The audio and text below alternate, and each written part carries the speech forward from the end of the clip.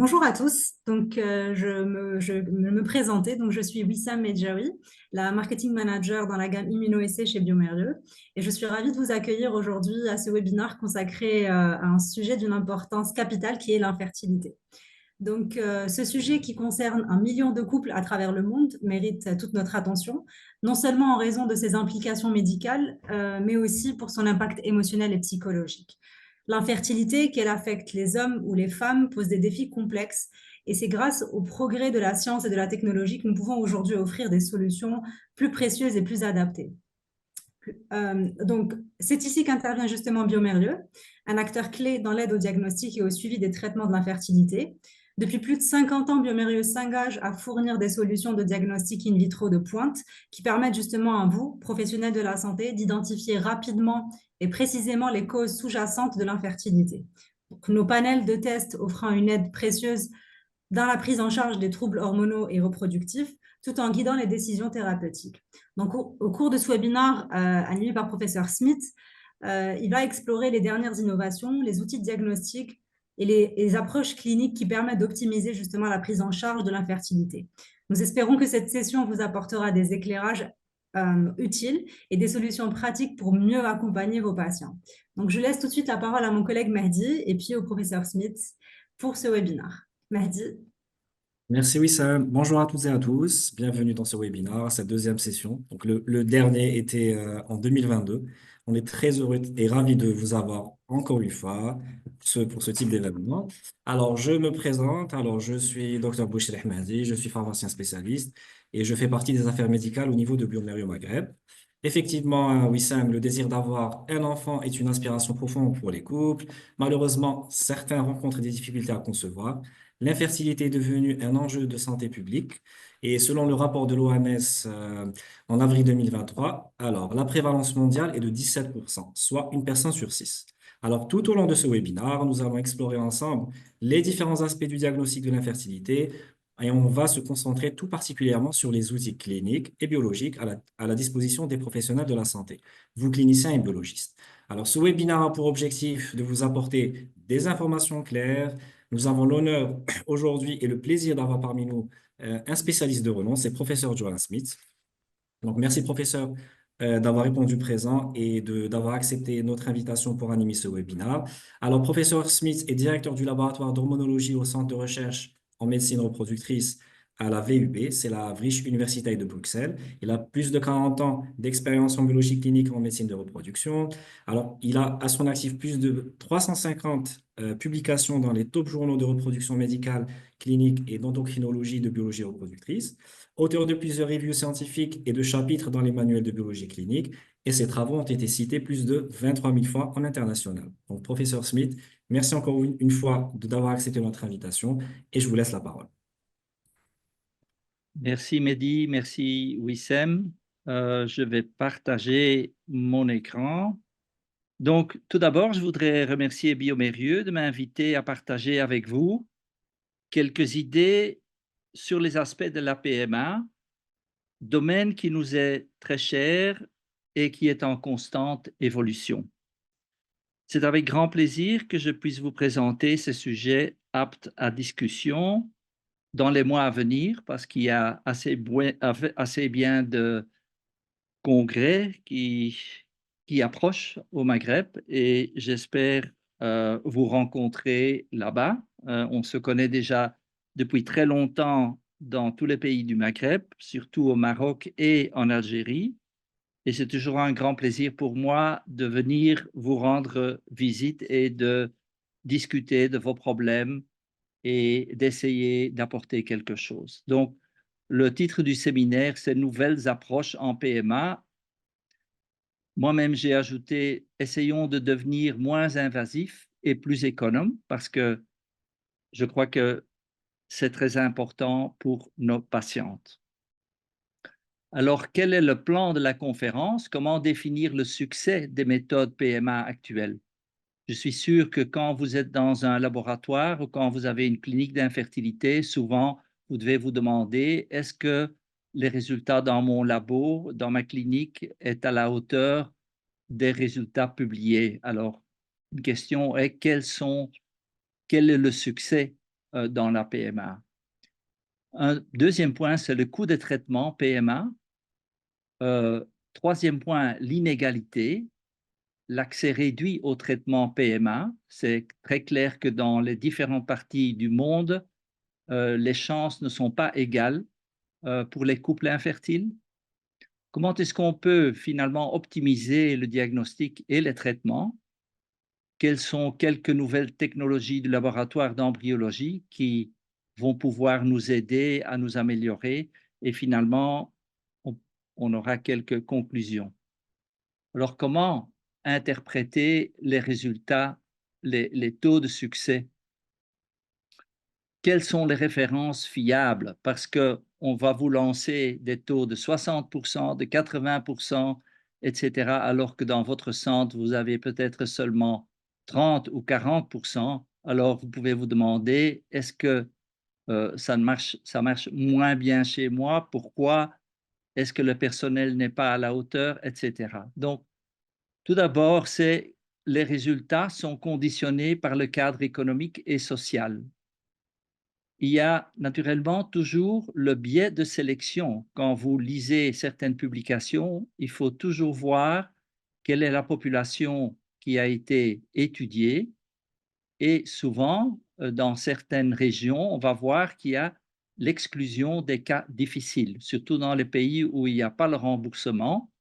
Automatiquement, les centres qui vont afficher leurs résultats vont dès le début éliminer ou vont égarer les couples qui sont des cas très difficiles, puisque euh, ça pourrait montrer de mauvais résultats à la fin de l'année.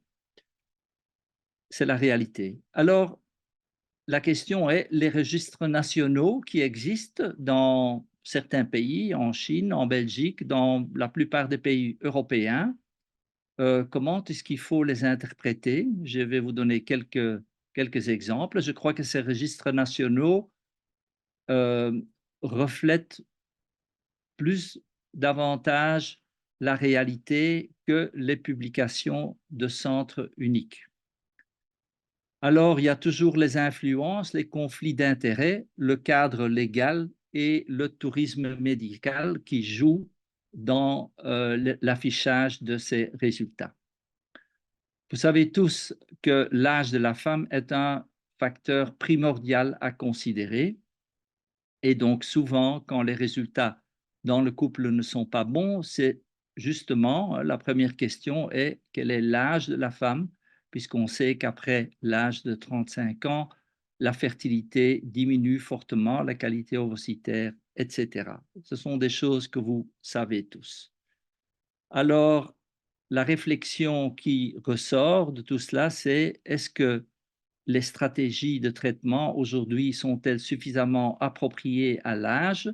Je crois qu'on peut faire mieux et j'aurai un exemple plus tard dans la présentation. Il faut savoir aussi que l'âge moyen des couples qui viennent en traitement, ça part en augmentant, c'est-à-dire que, par exemple, à Bruxelles, l'âge moyen, lorsque le couple vient la première fois, est à l'âge de 33 ans. À Tokyo, l'âge est à 37 ans. Et dans tous les pays, ça augmente. Au début, à Bruxelles, on était à 30. Maintenant, on est déjà, après quelques années, à 33 ans. Et qu'est-ce que ça nous raconte? Ça peut dire beaucoup de choses. Ça peut dire que les patientes qui sont infertiles ne sont pas prises assez rapidement en charge ou bien elles n'ont pas le moyen de payer pour ce genre de traitement. Alors, de là, est-ce qu'on doit essayer d'adapter nos stratégies pour pouvoir venir avec des meilleurs résultats pour les couples? Alors, je vous montre ici les résultats officiels. Vous voyez d'abord le graphique ici qui montre les résultats. Vous avez ici le taux de grossesse en bleu et le taux de grossesse multiple en rouge. Et vous voyez qu'en Chine, lorsque je vais en Chine et on me dit on a des résultats de 50%, je dis ben, c'est fantastique, moi je ne peux rien vous apprendre ici parce que les résultats sont déjà beaucoup mieux de ce qu'on fait à Bruxelles. Et vous voyez ici, en Belgique, en général, vous voyez que la colonne bleue des taux de grossesse est à environ 30% pour le pays, alors qu'en Chine, elle est à presque 45%. En Allemagne, il est à 35%. Mais qu'est-ce qui diffère naturellement? C'est le taux de grossesse multiple qui est aux alentours de 30% en Chine. En Allemagne, 20%. En Belgique, moins de 10%.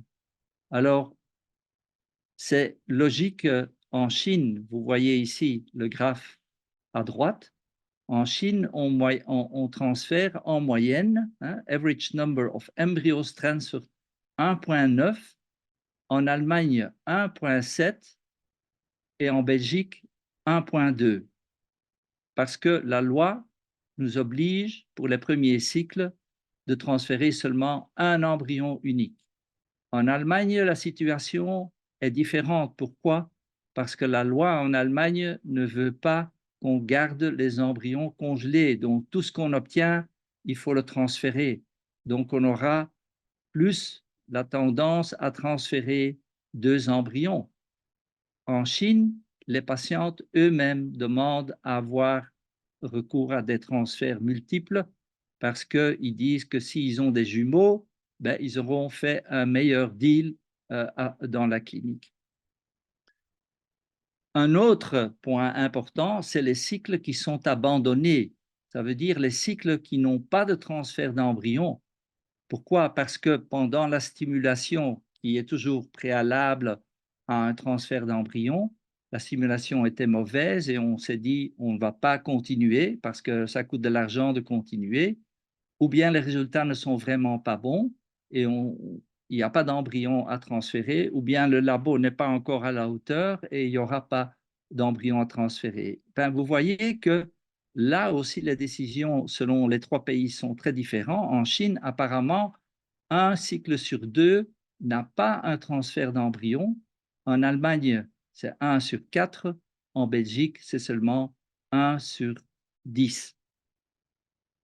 Naturellement, il ne faut pas oublier qu'en Belgique, 6 tentatives sont remboursées par la Sécu sociale.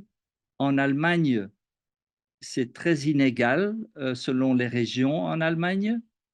Il y en a qui sont bien remboursés, il y en a d'autres où les patients doivent payer plus. Et en Chine, la plupart des patients, avec quelques exceptions, doivent payer la plupart des frais de traitement. Alors, il y a Zegers Hochschild, un Chilien, qui a publié en Human Reproduction 2017 comment est-ce qu'il faut mesurer l'efficacité, l'effectiveness en anglais, des traitements qu'on fait.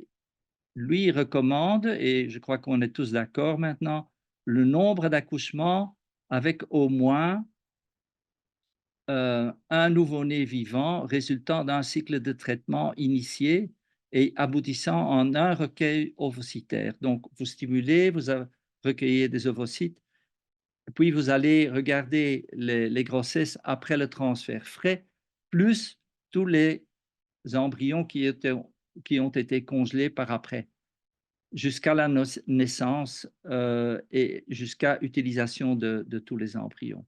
Ça, c'est la façon de voir comment sont les résultats d'un centre. Ça a été proposé déjà depuis un certain temps.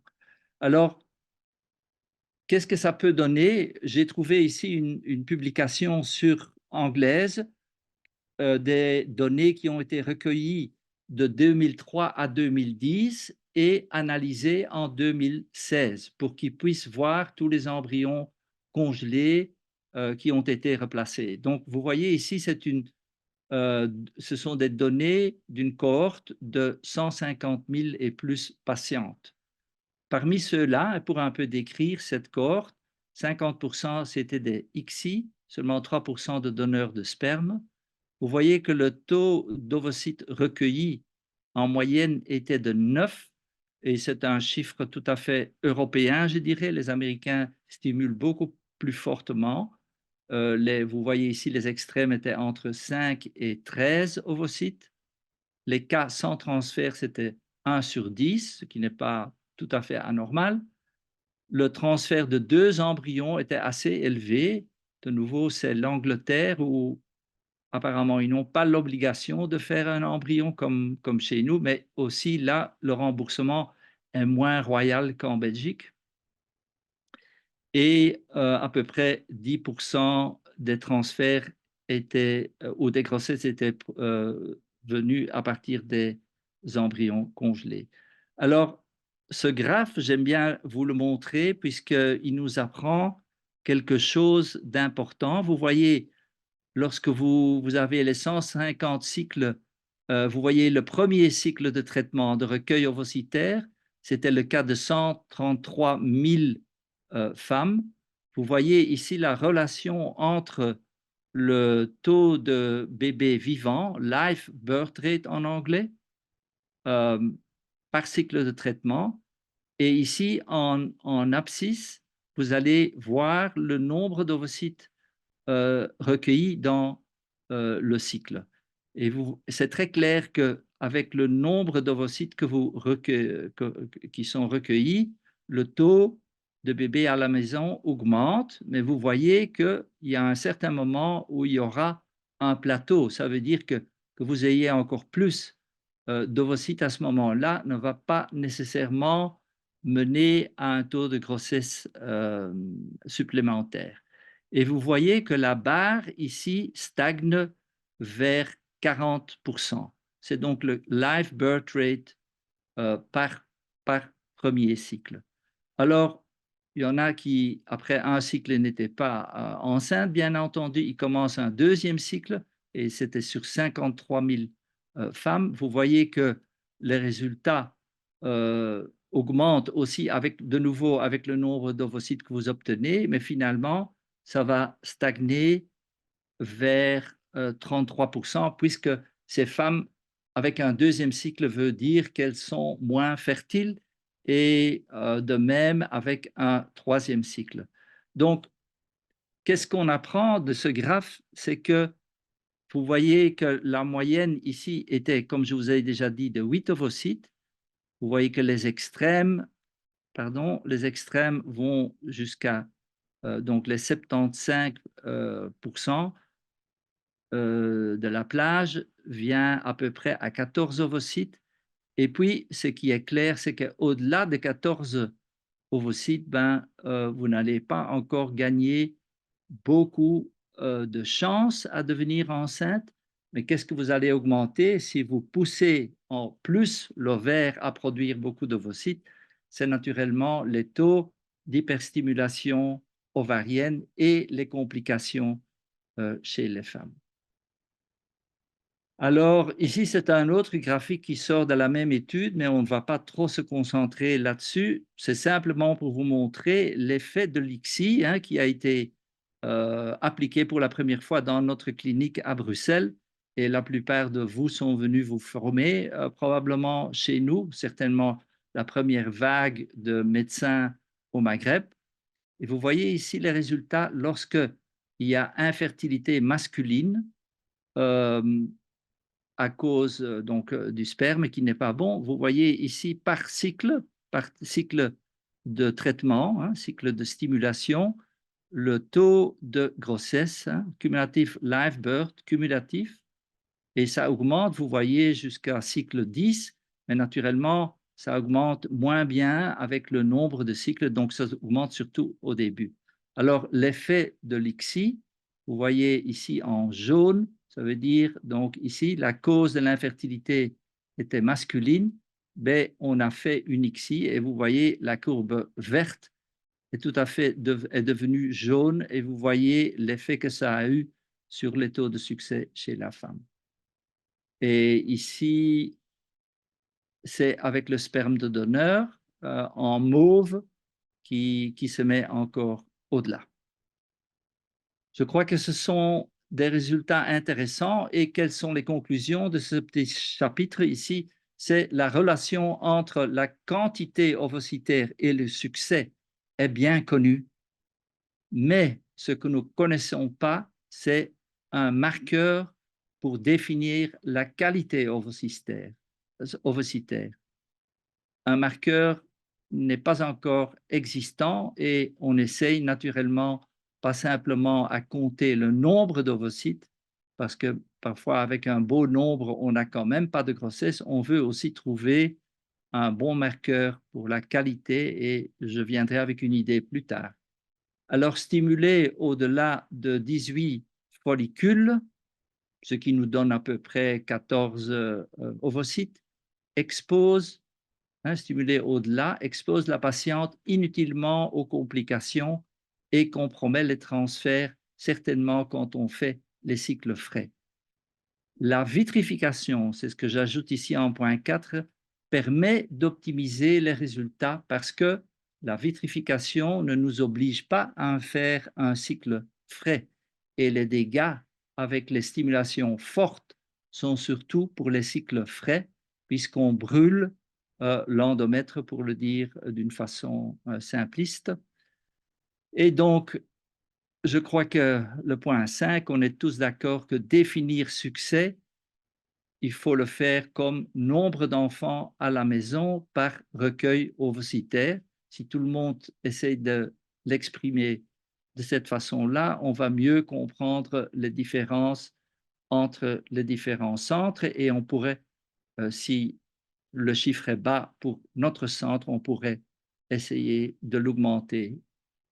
Et donc, pour ceux qui sont peut-être nouveaux dans ce domaine, j'ai quand même mis quelques chiffres réalistes en PMA pour des patientes âgées entre 22 à 35 ans. Vous pouvez vous poser la question, les femmes qui sont traitées avec au début, quand ils viennent avec une infertilité fraîche, je dirais, elles sont traitées d'abord avec des stimulants oraux, comme le clomide ou le létrozole, et parfois avec une insémination. Si le sperme n'est pas de très bonne qualité, vous voyez, les taux par cycle sont de 7 à 12%.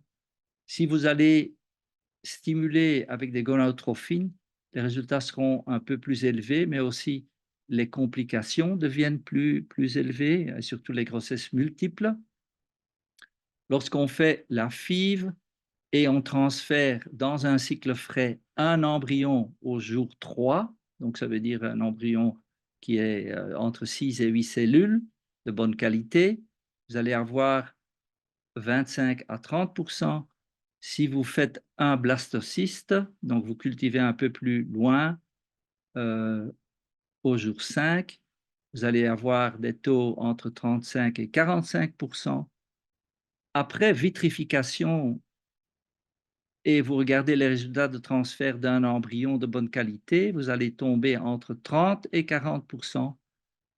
Et après screening, parce que en Amérique, on va biopsier tous les embryons, tous les blastocystes, et on va faire la PGTA, on va regarder les chromosomes, on va rechercher l'aneuploïdie.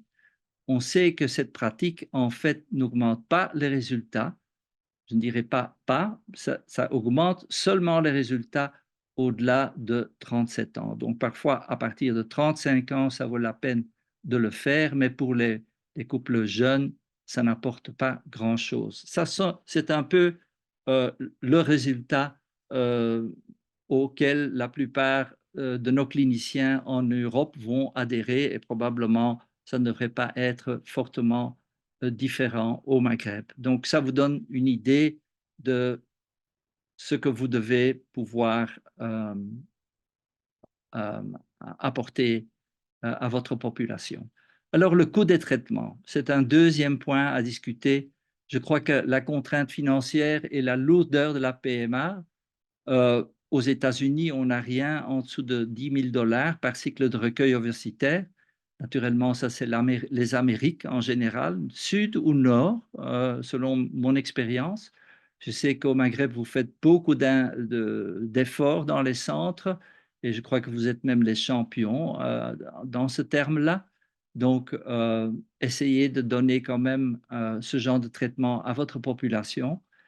La stimulation hormonale et son suivi représentent 40% du coût. C'est ce qu'on a calculé. la plupart des couples nécessitent en moyenne, ça sont des données belges, du registre belge, en moyenne, elles ont besoin de 2 cycles et demi de recueil. Donc, ça veut dire 2 cycles et demi de stimulation, bien entendu, pour avoir un bébé à la maison. C'est selon le registre belge. Et on n'est pas les plus mauvais, donc ça veut dire qu'un couple qui commence doit se mettre en tête que en moyenne, ils vont devoir faire 2 cycles et demi. S'ils sont chanceux, seront là déjà le premier cycle, mais souvent, ce n'est pas le cas. En moyenne, c'est 2 et demi et parfois, ils doivent aller jusqu'à 5, 6. Alors, on sait que, et ça sort de notre registre aussi, que plus de 30% des couples abandonnent après 3 cycles négatifs. Donc, ça veut dire qu'ils ne sont pas enceintes après 3 recueils et stimulations, ils abandonnent. Et 50% abandonnent après 5 cycles négatifs. Pourquoi? Ce n'est pas seulement une question d'argent, puisqu'en Belgique, on ne paye pas pour les 6 premiers cycles. Donc, ce n'est pas l'argent, c'est simplement la lourdeur du traitement, surtout la lourdeur pour la femme et bien entendu pour le couple qui doit subir les différents traitements. Ça devient trop dur et ils se disent, ce n'est pas pour nous, on ne va jamais y aboutir et ils restent à la maison sans enfant. Alors, la FIV, je crois dire comme conclusion, reste totalement inabordable pour la plupart des couples dans les pays à revenus faibles ou intermédiaires. Alors, on sait que le manque de soutien financier crée des inégalités et prédispose aux grossesses multiples.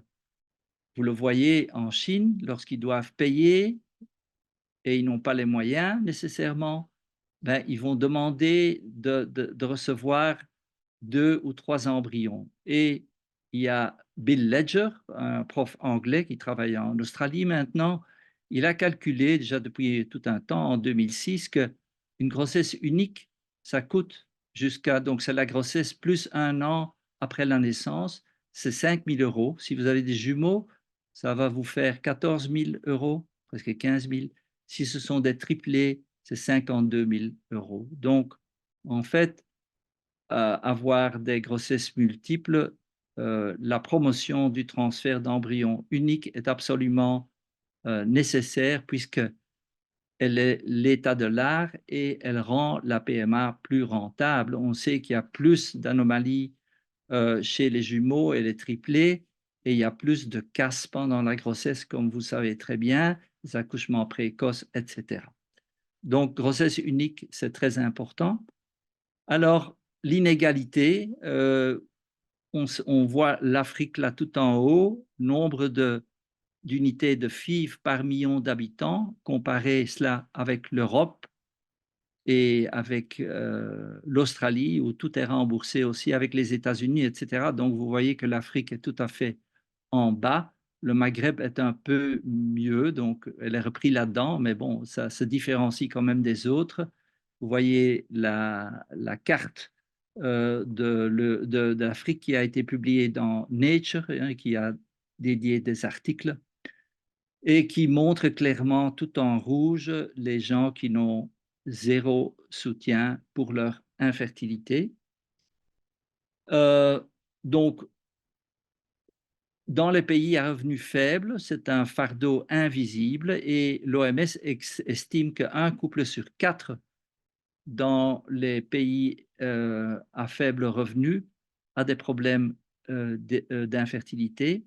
Même si les pays à revenus faibles ont tendance à avoir des taux de natalité élevés, l'infertilité y est au moins aussi courante que dans les pays plus riches. Et il a été estimé que 186 millions de couples dans ces pays ont passé au moins 5 ans à essayer de concevoir sans succès. Donc, vous voyez que le travail est encore énorme et bien entendu, les Nations unies ont mis ça dans leur objectif de développement durable, numéro 3, goal numéro 3, essayer d'avoir donc naturellement une bonne santé pour tous et pour tous les âges. Et 2030, on devrait avoir l'accès universel pour les traitements en médecine reproductive et il faut intégrer tous les programmes de médecine reproduction dans les stratégies nationales. Et on sait que, bon, ça ne se fait pas, hein, et il n'y a qu'en Asie où on voit émerger des gros problèmes au niveau national, spécialement d'ailleurs en Chine et au Japon. Alors, comme je viens de dire, malgré la sévérité, il y a très peu d'actions concrètes et il faut faire quelque chose à l'abordabilité au traitement de FIV. Il faut, parce que ça détermine le suivi du traitement aussi par ces couples. Que veut dire abordabilité? C'est la mesure de la charge économique sur le couple. Le choix de poursuivre un traitement de FIV dépend justement de cette abordabilité. Et pour vous donner un exemple, donc c'est influencé par le revenu annuel du couple. Aux États-Unis, le coût d'un cycle frais représente 50% du revenu disponible annuel.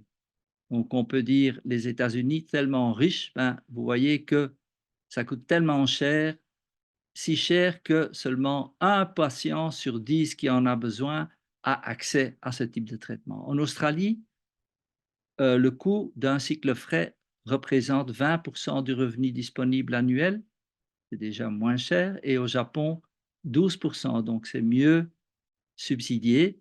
Ça veut dire qu'au Japon, par exemple, 90% des gens qui ont une infertilité et qui ont besoin de recourir à la FIV peuvent le faire.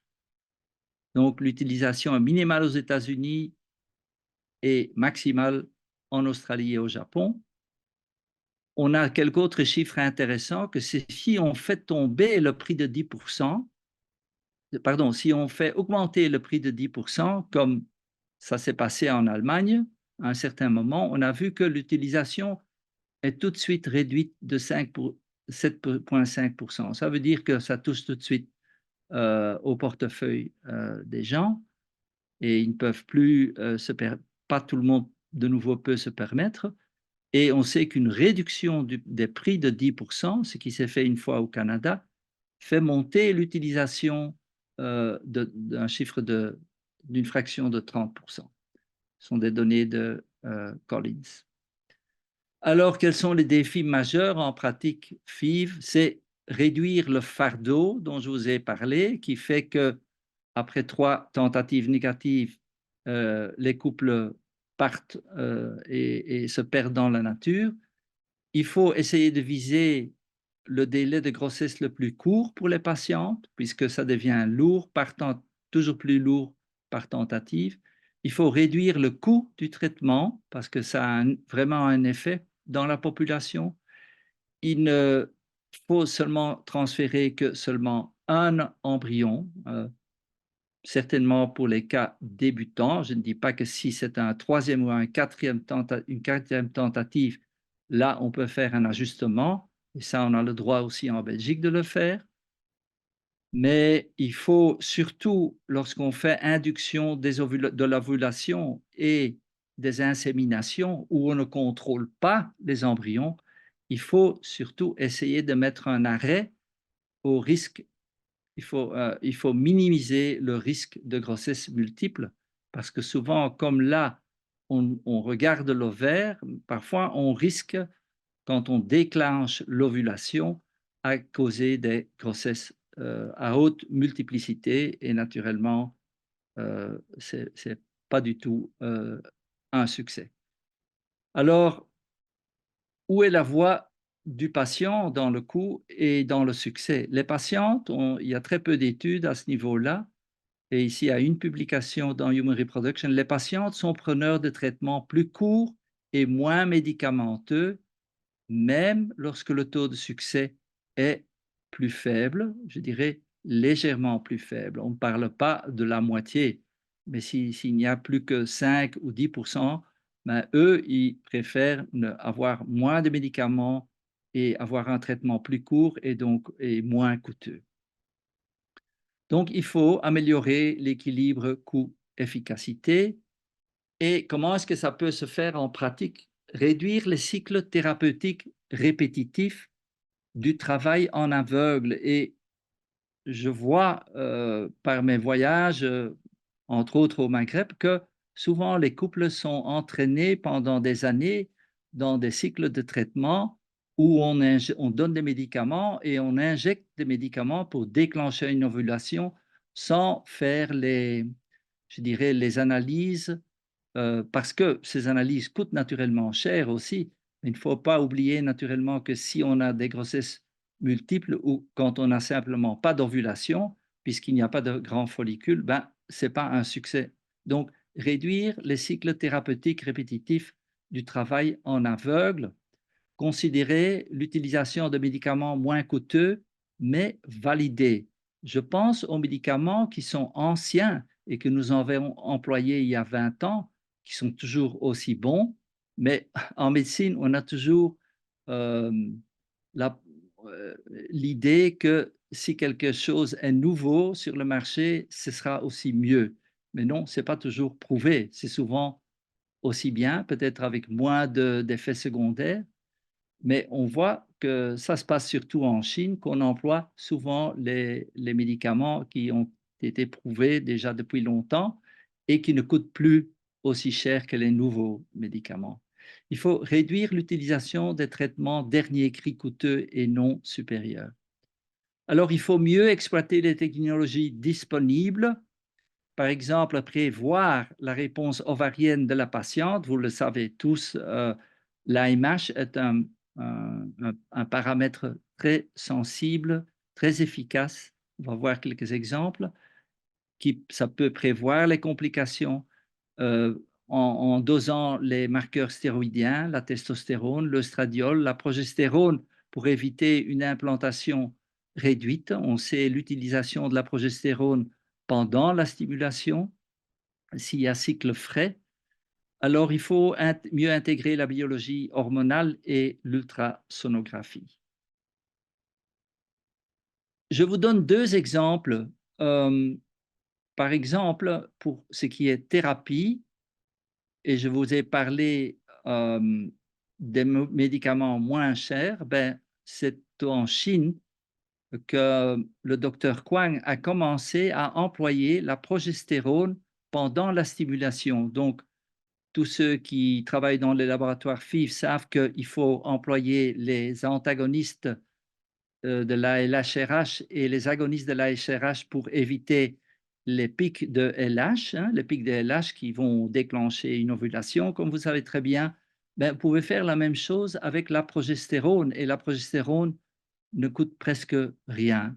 Et eux, ils ont mis au point et c'est suivi par assez bien d'autres équipes un peu partout au monde. Donc, on peut le faire naturellement à condition de ne pas faire des transferts embryonnaires en cycle frais. La progestérone orale est plus économique que l'antagoniste du GnRH. La possibilité de commencer à n'importe quel moment du cycle est là, donc comme les Anglais disent, le random start. Ça vous permet de commencer n'importe quand. C'est plus convenient pour la patiente. Et on sait que maintenant, après avoir fait des dizaines de milliers de cycles, on a la même qualité embryonnaire et le même nombre d'embryons cryopréservés après ce genre de suppression hypothalamo-hypophysaire. Et également un même taux d'euploïdie. Les Américains ont déjà vu en faisant des biopsies, donc le même taux d'éploïdie qui est de 36% comparé au cycle antagoniste.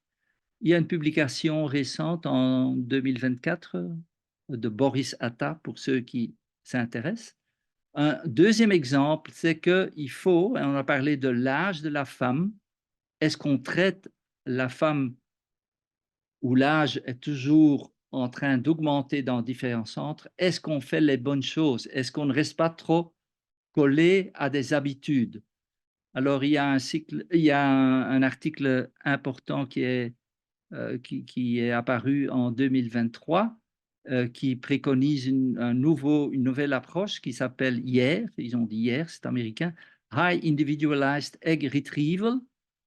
Ils ont vu qu'en analysant que les cycles de femmes âgées dans un centre à New York, un centre très connu, ils ont vu que l'âge de la femme est le facteur majeur déterminant le succès, ça on le savait, mais ils ont vu aussi que la durée du cycle et la taille du follicule reflètent la qualité ovocytaire et la réserve ovocytaire.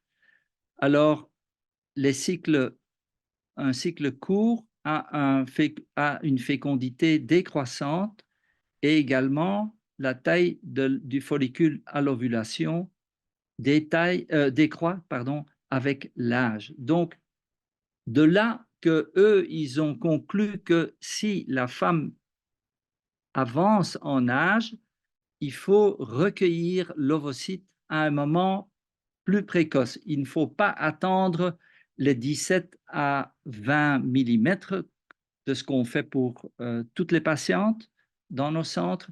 Il faut plutôt s'y mettre sur des tailles de follicules plus petits. Donc, il faut déclencher l'ovulation en fait en rapport avec l'âge. C'est un article où il montre les résultats en rétrospectif. Il s'agit maintenant de faire des études prospectives et il y avait déjà cette idée en l'air que pour les femmes qui approchent 35 à 40 ans, il fallait parfois s'y mettre plus rapidement pour le recueil ovocytaire. Donc, de là qu'il faut toujours rester vigilant et essayer pour essayer d'augmenter nos résultats. Donc, on va intégrer les stratégies validées. La possibilité de faire les dosages hormonaux dans sa clinique est très importante, je crois, pour réduire ces actes en aveugle dont je vous ai parlé, c'est-à-dire de faire donner des médicaments sans et déclencher, hein, ce qui se fait souvent avec du clomid HMG ou avec du clomid seul et ensuite de l'HCG, sans savoir en fait qu'il y a un grand follicule présent. Donc, ça fait parfois prendre 2 à 3 ans pour un couple avant l'accès à la PMA.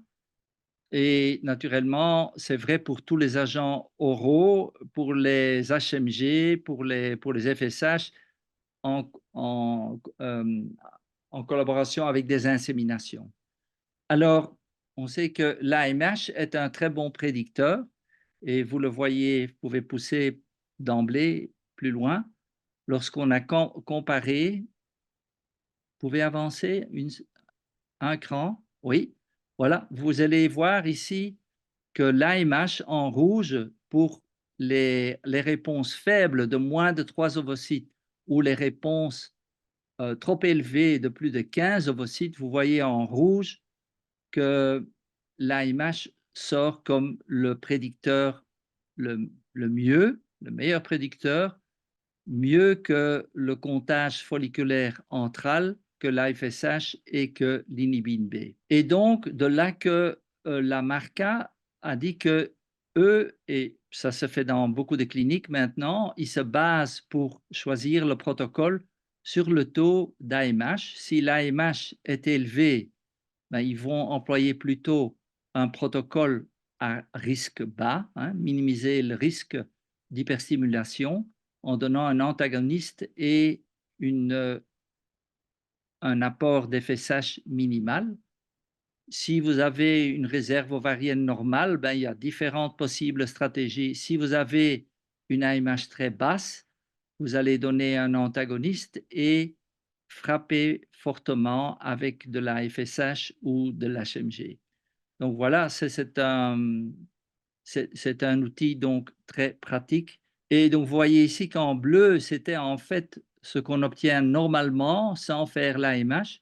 Lorsque vous faites l'AMH et vous adaptez le dosage des gonadotrophines par rapport à l'AMH, vous allez obtenir donc moins de cycles avec une réponse basse qui mène, comme je vous ai montré, à des taux de réussite bas et également éviter tout ce qui est hyperstimulation et complications iatrogéniques. également pour le diagnostic des OMPK, l'apport de l'AMH est très important, comme l'a démontré le groupe de Lille, de Dewailly et compagnie, parce qu'on sait que chez les OMPK, lorsqu'on a des taux d'AMH extrêmement élevés, et là je pense à des taux de plus de 15, etc., on sait que les résultats en taux cumulatif sont très bas. En FIV normal, vous voyez ici des 23 et du 27 alors que les cas d'OMPK qui ont un taux d'AMH élevé, mais encore raisonnable, ben, ils ont un taux qui est à peu près le double en termes de bébés à la maison. On sait que la façon dont on stimule l'ovaire détermine le taux de grossesse, surtout quand on fait les cycles frais. Et beaucoup de patientes encore nous demandent de faire de cycles frais, alors qu'aux États-Unis, par exemple, la plupart des centres ne font que des cycles après vitrification pour des raisons de convenience. En Europe, ce n'est pas encore le cas. Donc, pourquoi est-ce qu'il est important de contrôler les hormones lorsqu'on fait le cycle frais? Puisque en stimulant fortement, on va obtenir peut-être des embryons de bonne qualité, mais comme je vous ai dit, l'endomètre va être, euh, va être surstimulé et on va tomber avec nos embryons en dehors de la fenêtre d'implantation. Et on sait qu'il faut avoir bon embryon et bon endomètre, la fenêtre endométriale, pour avoir le bébé à la maison. Et vous voyez ici que en cycle frais, ce n'est pas toujours le nombre d'ovocytes qui va déterminer la chance du premier cycle frais. Vous voyez que ici le nombre d'ovocytes en abscisse qui va de 1 à 3 jusqu'à plus de 15 ovocytes. Et vous voyez que c'est une cloche en fait. Donc, on a les meilleurs résultats avec 8 à 10 ovocytes par recueil ovocytaire. Lorsque vous en avez plus de 15, vous voyez que les taux redescendent, surtout parce que l'endomètre n'est plus, en fait, les embryons ne vont pas être replacés dans l'endomètre, puisque ne vont pas être replacés dans la fenêtre endométriale d'implantation, parce que la progestérone sera élevée précocement. Donc, more is not always better. Oui, donc, ce qui est important, c'est cette progestérone qui doit rester basse pendant toute la phase folliculaire et seulement elle va monter à un certain moment et dès qu'elle monte, ça nous apprend qu'il faut s'y mettre, il faut penser déjà à quel moment qu'il faut replacer l'embryon.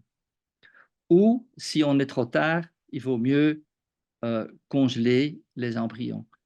Comme il a été montré ici par Bosch déjà en 2010, vous voyez chez les patientes qui avaient une progestérone de moins de 1,5 et les résultats lorsque vous avez plus de 1,5 pour un nombre d'ovocytes. Vous voyez que pour chaque nombre d'ovocytes obtenus, les taux de succès sont plus bas lorsque la progestérone au jour du déclenchement était déjà au-delà de 1,5.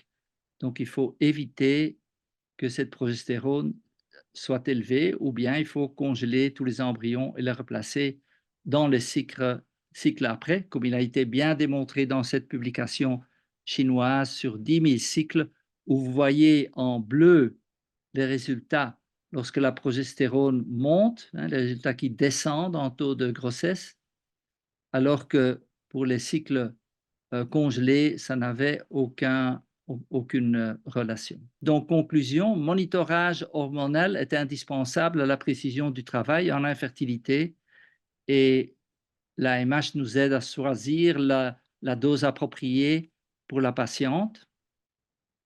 Donc, c'est un traitement beaucoup plus personnalisé. L'œstradiol et la progestérone en phase folliculaire précisent la décision pour l'HCG. On sait que le dosage de l'ALH est indispensable dans le cadre des inséminations pour inséminer au bon moment du cycle. Et c'est pour ça que souvent les résultats après des inséminations ne sont pas bons puisqu'on ne fait pas le suivi. Et les dosages nous apprennent avec précision comment la patiente réagit au traitement. Donc, certainement pour un premier traitement. Donc, comment substantiellement alléger le traitement PMA pour la patiente? Je crois qu'on peut aider avec les technologies du laboratoire d'embryologie. Tout d'abord, on a tous lu, aujourd'hui, on sélectionne l'embryon sur la morphologie, mais lorsque vous voyez ici les embryons que nous avons eus, ils étaient tous bons, mais bon, moi j'ai du mal à sélectionner un embryon parmi tous ces embryons, mais bon, je ne suis pas un embryologiste expérimenté, mais maintenant il y a l'intelligence artificielle qui nous aide à interpréter ces images et il y a eu une dernière publication pas tellement longtemps où la conclusion de l'étude était l'intelligence artificielle nous fait gagner du temps. Donc, dans cette étude-là, employer l'intelligence artificielle ne donnait pas un meilleur taux de grossesse par cycle, mais faisait surtout gagner du temps à l'embryologie. C'était un peu la conclusion de cet article.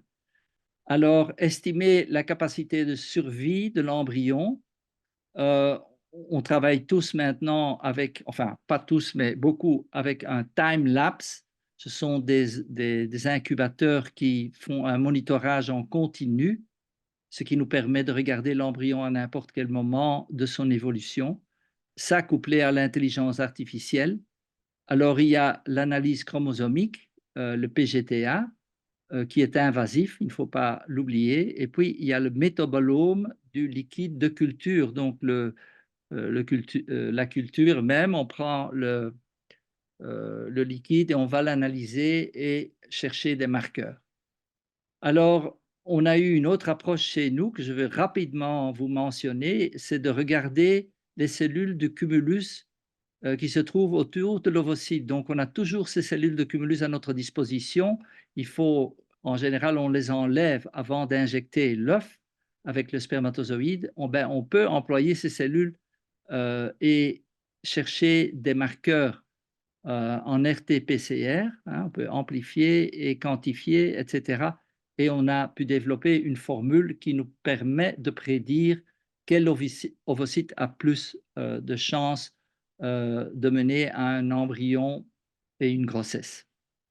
C'est un peu illustré ceci, mais naturellement, ça demande quelques efforts. Il faut mettre bien entendu, chaque cumulus dans un tube.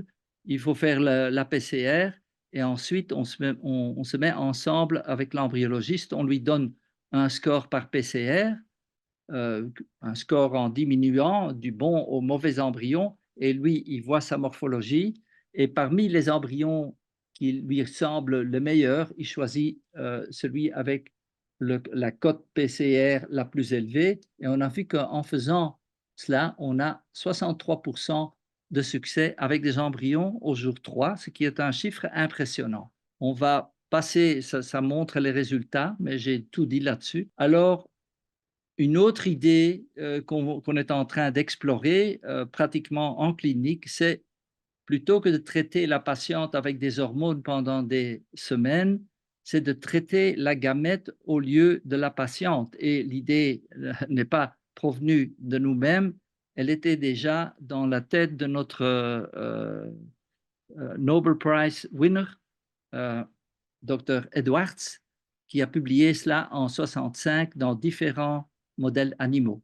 Quelle est l'idée? Ça nous montre qu'aujourd'hui, on se base sur ces follicules-ci pour enlever les ovocytes et en faire des embryons, ce qui demande beaucoup de traitement ici et beaucoup d'assiduité pour des dosages et le monitorage, alors que nous avons ici dans l'ovaire à chaque moment du cycle et à n'importe quel âge des petits follicules qui contiennent des ovocytes de bonne qualité. Vous voyez ici le taux d'atrésie. Atrésie veut dire que le follicule est en train va mourir. Donc, vous voyez que l'atrésie est élevée lorsque les follicules sont grands, Mais lorsque vous êtes là avant, donc dans des petits diamètres folliculaires, ben, vous n'avez pas ce phénomène.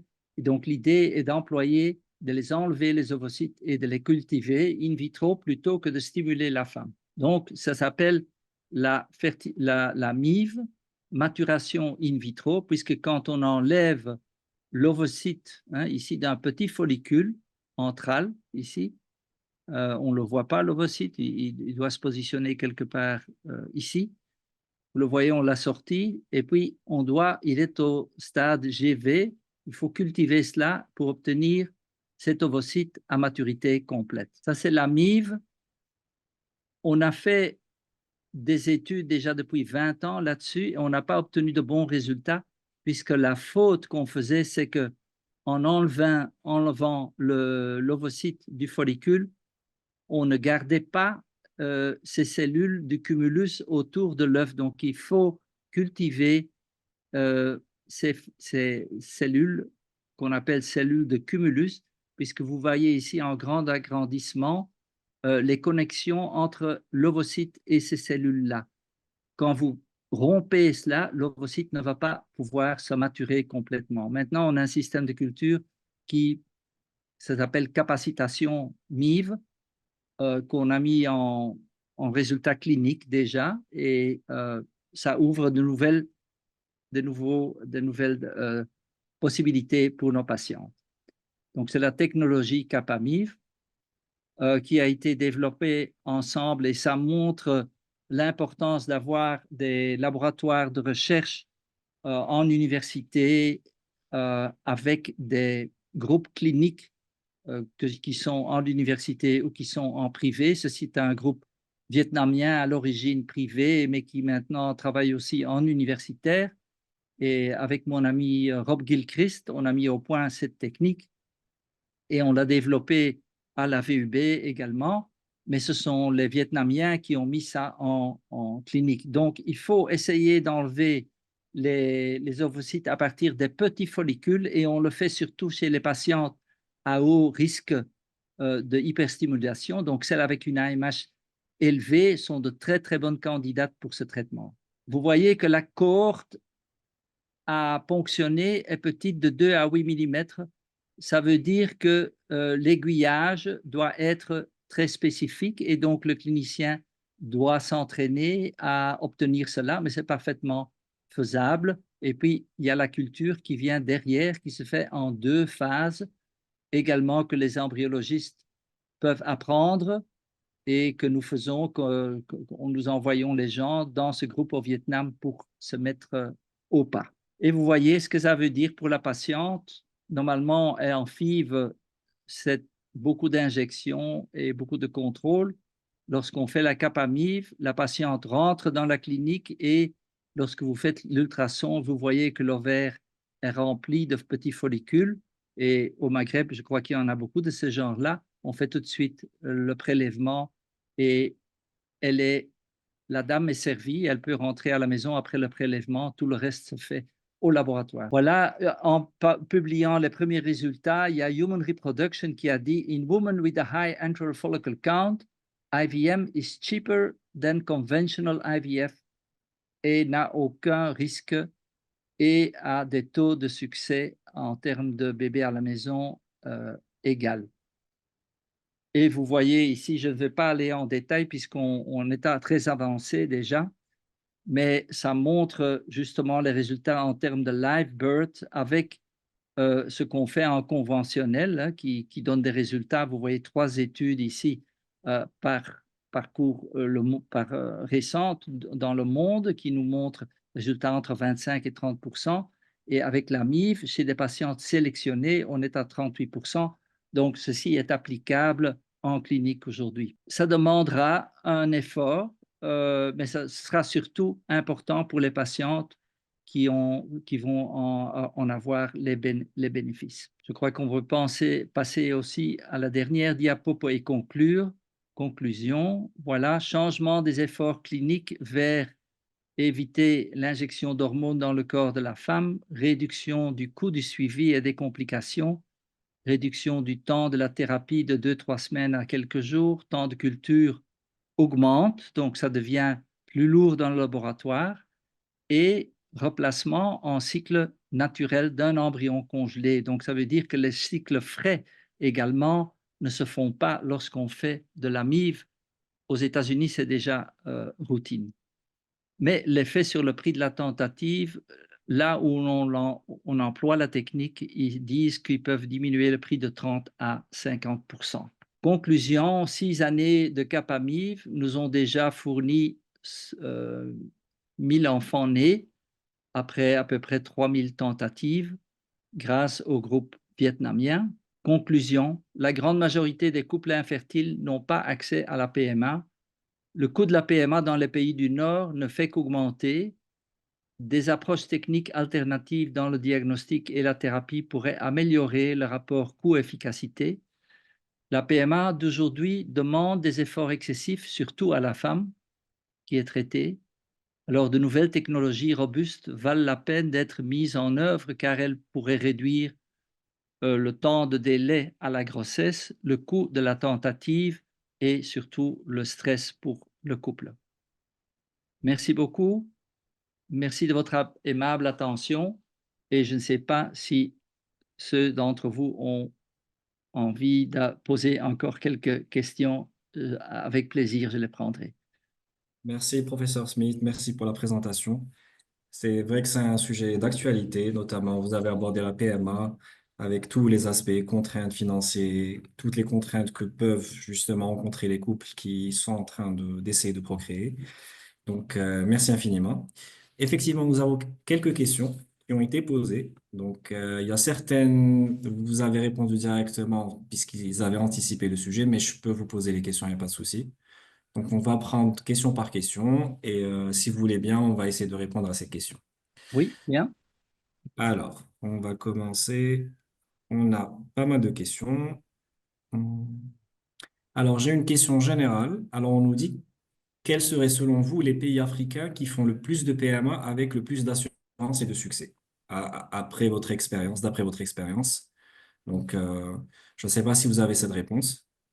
C'est une réponse qui serait Ok. inaccurate parce Injuste. que, à ma connaissance, je n'ai pas vu de, de grand nombre de résultats publiés. Et comme je vous ai dit, oui, les registres nous apprennent le plus. Comme la PMA est surtout dans le cadre privé, surtout en Afrique, je ne sais pas où les gens, bien entendu, ils essayent de faire le suivi, ce qui est très, très difficile, et surtout en Afrique, parce que le couple infertile peut repartir dans son village, très loin. Ils ont peut-être trouvé les moyens financiers par la famille. Ils viennent au centre. S'ils ont la chance d'être enceintes, ils vont retourner au village. Et est-ce qu'on peut est-ce qu'on peut les repêcher? Ça demande beaucoup d'efforts. Je crois que les pays avec le plus d'expérience en Afrique, je crois que c'est le Maghreb. Il y a le Ghana, il y a la Côte d'Ivoire, il y a le Nigeria qui est en train de se positionner fortement, il y a les pays vers donc la Tanzanie.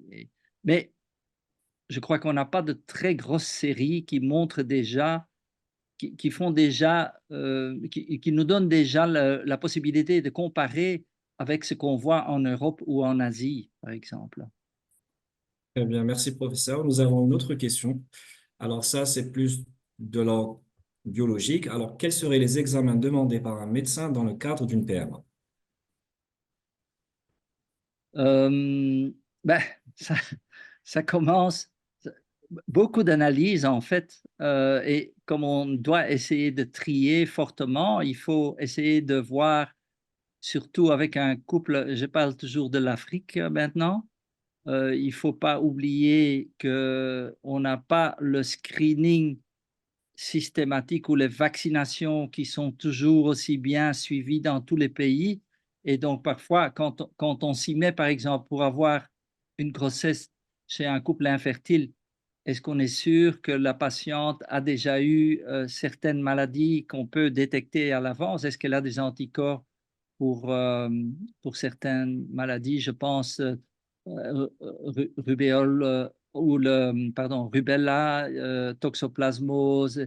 Donc, il y a beaucoup de facteurs infectieux qu'on doit faire. Naturellement, il faut voir l'hépatite, bien qu'on sait que dans les populations africaines, souvent les enfants ont déjà eu les hépatites à très bas âge et ils ont les anticorps ou ils sont malades. Hein, ça dépend un peu de leur immunité.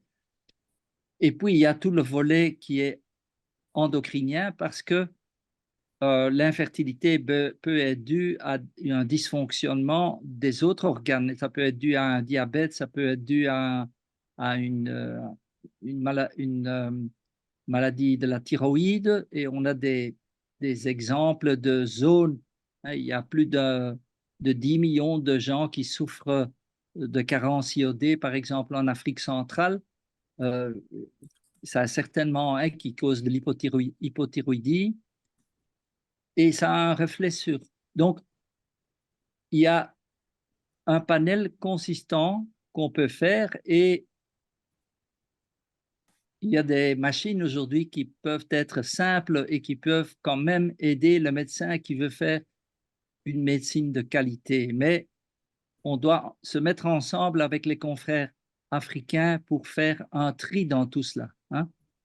Parce qu'eux connaissent mieux toutes ces pathologies que moi-même dans leur pays. Et puis, on peut s'y mettre pour avoir quand même, pour ne pas tomber dans une grossesse qui est là après une FIV. Ça a coûté beaucoup d'argent. Et puis, il y a une bête infection qui se passe pendant la grossesse et qui compromet la grossesse et la santé de l'enfant. Donc, c'est surtout ça il faut faire attention. Nous avons aussi une autre question. Alors, comment exploiter l'AMH en cycle de stimulation chez une femme possédant un syndrome d'ovaire polykystique, donc SOPK? Oui, avec les SOPK, je crois, enfin, je veux vous dire l'attitude chez nous ici maintenant, quelqu'un qui a une AMH au-delà de 5 à une OMPK, en fait, on va faire très attention, comme on va suivre les conseils de la marca que j'avais mis sur une diapo. Mais en fait, si vous avez la technique de MIV qui marche dans votre laboratoire, la patiente, à la limite, ne plus être stimulée. On a un papier qui vient de sortir à ce sujet-là. Il ne faut pas l'exposer à de l'HCG ni à de la FSH. Donc, je crois que ça aussi en Afrique, c'est pour ça que je pousse un peu sur le sujet aussi. Si une femme jeune a des ovaires micropolykystiques et qu'elle fait un syndrome d'hyperstimulation, lorsqu'elle se trouve au village, je ne sais pas comment elle va s'en sortir puisqu'elle n'a pas les soins intensifs comme à Bruxelles ou comme à Alger. Donc, il faut, et je sais qu'à Alger, les gens sont super, hein, en Afrique même plus qu'en Europe. Ici, on prend des fois un petit risque. Je ne sais pas si mes confrères sont contents que je dise ça. C'est mon opinion. Parfois, on prend un petit risque alors qu'il ne faudrait pas le prendre puisqu'il y a d'autres méthodes. Mais c'est toujours facile de parler a posteriori. Je sais que chez vous, vous faites très attention, mais je crois que chez vous, c'est encore plus important puisque on n'a pas tous les soins possibles et ce sont des femmes qui ont parfois une famille, qui ont des enfants. Hein, c'est parfois pas une infertilité primaire. Et naturellement, si elle est jeune, en bonne santé et qu'elle repart dans son village et qu'elle meurt parce qu'elle fait une hyperstimulation ou qu'elle fait une thrombose, c'est quand même très grave. Merci, professeur. Nous avons encore quelques questions. Alors, la suivante, c'est quand doser la LH lors d'une insémination intra-utérine et comment l'interpréter?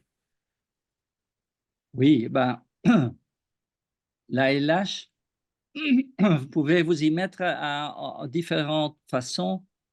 Vous pouvez la doser quantitativement sur une prise, sur un prélèvement sanguin, mais faudrait faire différents prélèvements sur une journée, ce qui n'est naturellement pas facile. Donc, la plupart des gens s'y mettent avec des kits, avec des kits urinaires. Donc, lorsque vous prélevez des urines, euh, vous pouvez voir, quand vous commencez pendant la stimulation, il y a très peu de chances que le pic de LH va se faire très tôt. Il faut avoir une valeur de base là, sur les urines et ensuite, vous devez les prendre régulièrement. C'est quelque chose que la patiente pourrait faire à la limite à la maison.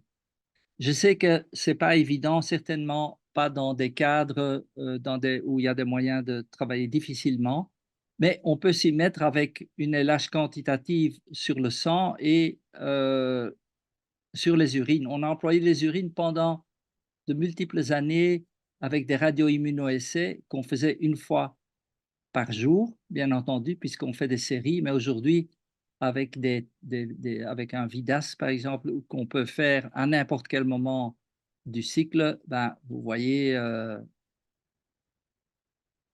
c'est un plus. Donner des valeurs, je ne veux pas m'exprimer ici parce que faudrait détailler les cas, le type de stimulation, etc. Parce que après, par exemple, citrate de chlomifène, il faut avoir d'autres valeurs de référence. Et c'est pour ça que je dis que c'est important d'employer des méthodes automatisées qui ont été validées pour la PMA. Et je sais que les gros systèmes maintenant font l'effort, mais ce n'était pas toujours le cas avant. Merci, professeur. Encore une question. Alors, on nous dit quelle est la durée entre deux traitements de PMA? Ça, c'est une question pratique. Vous pouvez engendrer d'un cycle à l'autre, mais c'est très, très lourd. Je crois que souvent, et en Afrique, ça va dépendre du portefeuille. Ouais. Et enfin, on a une dernière question. Alors, comment peut-on éviter le risque de grossesse multiple lors d'une induction ovarienne ou insémination intra-utérine? Oui, oui. Il faut, lorsque vous faites un dosage de stradiol, que vous faites une LH et que vous faites des ultrasons, vous avez tout à votre disponibilité pour éviter cela. Les règles sont toujours très strictes en Europe, puisqu'on a le luxe d'avoir tout ça à portée des doigts. Quand vous voyez les pays comme en Hollande, où ils sont très conservateurs et ils ne vont pas partir facilement vers des cycles de PMA, ils vont surtout continuer longuement avec du clomide, létrozole, etc., et monitorer la patiente. Ils sont très stricts, ils disent, quand vous voyez 2 follicules d'au-delà de 17 mm, vous n'injectez pas l'ACG pour faire ovuler la femme et vous dites de prendre un préservatif pour surtout ne pas tomber enceinte. Naturellement, tout ça, c'est très beau à dire, pour dire, euh, mais bon, un préservatif, déjà, ça fait comprendre ça à quelqu'un qui a envie d'être enceinte. Donc souvent, le risque va se prendre. Je crois que c'est le médecin, quand il voit 2 à 3 follicules d'une certaine taille, il va laisser tomber l'ACG et on va reporter le cycle. C'est toujours une discussion très dure. C'est une discussion qu'il faut faire avec la femme puisqu'elle va être, bien entendu, ne va pas être contente. Elle va mettre de la pression sur le médecin de quand même faire une insémination. Lorsqu'elle est à la maison, elle va avoir quand même des rapports. Vous voyez, donc c'est pas noir et blanc, c'est pas facile. Je crois surtout qu'il faut faire surtout bien trier les femmes et faut employer son échographe. Maintenant, il faut dire aussi que certains traitements sont, où les jumeaux sont rares, avec le clomide par exemple, avec le clomide seul, à basse dose, ce sont des taux très bas de grossesse multiple. Mais si vous y mettez avec des gonadotrophines, vous pouvez tomber à du 30%. et parfois des triplés, parfois des quintuplés, sextuplés. Et qu'est-ce qu'il faut en faire? On ne sait pas les garder. Ok, merci, professeur. Alors, on va voir si on a une dernière question. Alors, on a une question relative à une des slides que vous avez déployée. C'est une question sur la progestérone. Alors, la question, je pense que vous avez répondu, mais je ne sais pas si vous voulez la reprendre ou pas. Alors, pourquoi ne pas faire de transfert en cycle frais en cas d'utilisation de progestérone? Ça, c'est la question qui a été posée, je pense, juste avant que vous ne déployiez vos slides. Mais Oui, parce ouais. que, oui, oui, quand vous l'employez pendant la stimulation, vous savez que dès qu'on donne la progestérone, il y a l'endomètre qui part dans, dans une phase sécrétive, de sécrétion, et donc vous chambardez votre, je ne sais pas si c'est du français, vous chambardez le, la fenêtre d'implantation. En fait, il n'y a peut-être pas de fenêtre d'implantation dans ce cas-là. Et donc, il faut congeler le tout. Et c'est ça un peu la difficulté pour vos centres où pas tout le monde a déjà la possibilité de congeler. Il y a des centres en Afrique qui ne font pas encore la congélation, donc ils doivent travailler en frais. Malheureusement, là, vous ne pourriez pas faire ce type de traitement moins coûteux. Merci, professeur Smith. Donc, n'hésitez pas à poser vos questions. Donc, vous les laissez dans la boîte à questions et ensuite, on va les traiter. On va les transférer à professeur Smith qui va essayer d'y répondre et on essaiera de vous donner les réponses via notre page Facebook. Donc, voilà. Donc, merci à tous les participants. Donc, on est à la fin de cette session de webinaire. Donc, merci à tous de vous être connectés pour cette session. Merci à professeur Smith pour votre excellente présentation, votre disponibilité. Et vous n'hésitez jamais à collaborer avec nous en cas de besoin et en cas de demande. Mais je Avec tiens grand aussi à plaisir. remercier mes collègues dans l'ombre. Alors, il y a Mia qui est responsable marketing, qui a fait un énorme travail sur ça pour la préparation de ce webinaire. On a notre ami Amin Khabal, c'est le chef de gamme pour l'immunoessai. Il y a aussi ma collègue Wissem qui a commodéré ce webinaire avec moi. Donc, un énorme merci à Sami. Donc, c'est la partie technique. Donc, pour Infusion Digitale, pour toute la logistique et le volet technique qui a été maîtrisé avec brio. Donc, n'hésitez pas, on va lancer une enquête de satisfaction. Donc, n'hésitez pas à répondre aux questions et aux sondages et à revoir et à repartager la rediffusion de ce webinaire. Donc, si vous jugez que ce type de thématique est intéressant pour vous, donc n'hésitez pas à nous le faire savoir. Et d'ici là, je vous dis bonne fin de semaine, excellent week-end, prenez soin de vous. Donc, je laisse la parole à ma collègue Wissam qui va donner son mot de fin. Et merci à tous. Écoute, je pense qu'après ça, tout est dit. Merci Mehdi, merci professeur Smith pour votre disponibilité et puis pour tous les efforts qui ont été faits. Donc, je pense que le questionnaire, il y a uniquement 3 petites questions. C'est assez rapide. Si vous pouvez y répondre, histoire qu'on puisse savoir où est-ce qu'on peut s'améliorer, et puis si le contenu a été intéressant pour vous et pour préparer justement d'autres webinaires de ce type. Merci à tous et puis à très très bientôt, je l'espère. Merci, au revoir. Au Au revoir. revoir à tout le monde. Prenez Au soin de revoir. vous. Au Bonne revoir. soirée. Bonne soirée. Merci.